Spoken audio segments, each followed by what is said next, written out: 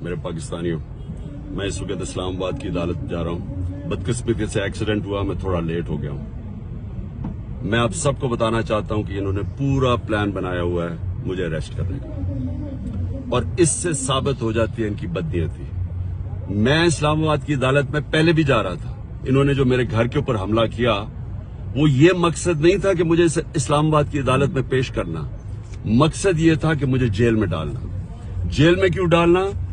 क्योंकि London plan का हिस्सा है कि मुझे जेल में डालो। ये नवाज शरीफ की, ये उसकी डिमांड है कि इमरान खान को जेल में डालो और इलेक्शन में वो हिस्सा ना ले सके, और ये फिर वही करने जा रहे हैं। अभी मुझे पता है कि मुझे अरेस्ट कर रहे हैं। मैं सिर्फ बताना चाहता हूं कि मैं रूल ऑफ लॉ में मानता हूं, कानून में मानता हूं। पता होते हुए मैं जा रहा हूं, लेकिन मैं कौम को बताना चाहता हूं कि ये बेनकाब हो गए हैं। ये जो लोग ऊपर बैठाए हुए हैं, जो चोर और डाकू और जिन्होंने बैठाए हैं, ये बेनकाब हो गए हैं कि इनकी नीयत क्या है।